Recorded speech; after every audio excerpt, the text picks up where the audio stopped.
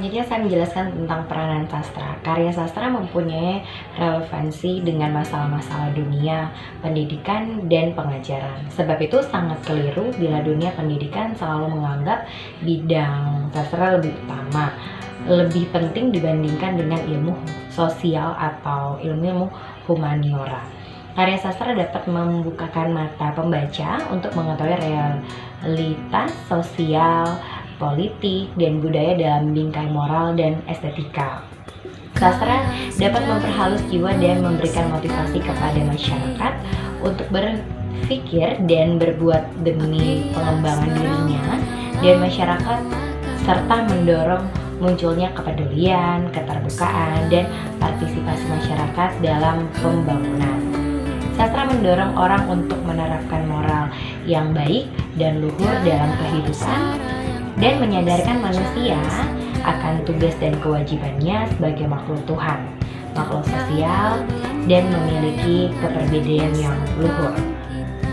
Sastra tidak hanya melembutkan hati, tapi juga menumbuhkan rasa cinta kasih kita kepada sesama dan kepada Sang Pencipta. Dengan sastra, manusia dapat mengungkapkan perasaan terhadap sesuatu jauh lebih indah dan mempesona. Seni sastra tidak hanya berhubungan dengan tulisan, tetapi dengan bahasa yang dijadikan wahana untuk mengekspresikan pengalaman atau pemikiran tertentu. Selanjutnya, karya sastra dalam realitas kehidupan sosial. Pada dasarnya, karya sastra merupakan kristalisasi nilai-nilai dari suatu masyarakat. Meskipun karya sastra yang baik pada umumnya tidak langsung menggambarkan atau memperjuangkan nilai-nilai tertentu, tetapi aspirasi masyarakat mau tidak mau tercermin dalam karya sastra tersebut. Oleh karena itu, karya sastra tidak terlepas dari sosial budaya dan kehidupan masyarakat yang digambarkannya.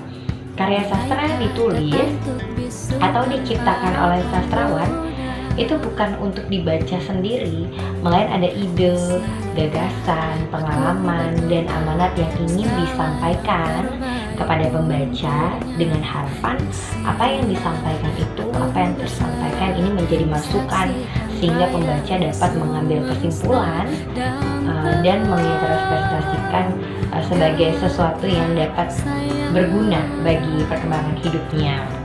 Hal ini membuktikan bahwa karya sastra ini dapat mengembangkan kebudayaan. Dengan kalimat lain, karya sastra selalu bermuatan sosial budaya. Hal itu terjadi karena sastrawan juga mengalami pengaruh lingkungan dan zamannya dalam menciptakan karya. Damono mengatakan bahwa karya sastra adalah benda budaya. Ia tidak jatuh dari langit, tetapi diciptakan manusia yang merupakan individu sekaligus bagian yang tidak terpisahkan dari masyarakatnya. Karya sastra itu mendidik, memperluas pengetahuan tentang kehidupan, meningkatkan kepekaan perasaan, dan membangkitkan kesadaran pembaca.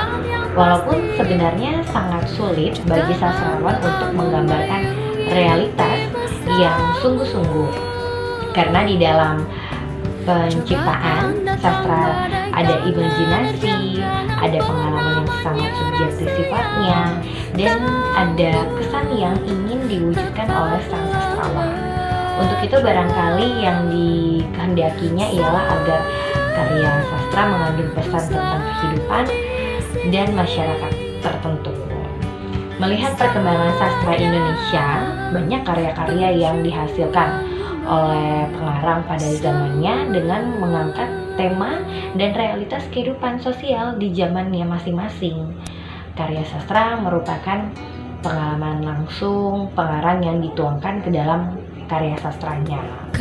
Jadi untuk pengalaman berdasarkan realitas kehidupan pengarang, mencoba membagi atau memberitahu kepada masyarakat umum tentang realita yang terjadi. Sastra di dalam kehidupan masyarakat tidak dapat dipisahkan lagi. Jadi untuk kehidupan masyarakat dengan berbagai polemik yang ada, yang terjadi saat ini, itu tidak menutup kemungkinan untuk dituangkan ke dalam karya-karya sastra sehingga menjadi cerminan masyarakat itu sendiri. Jadi pencipta karya sastra tidak dapat dipisahkan dengan proses imajinasi.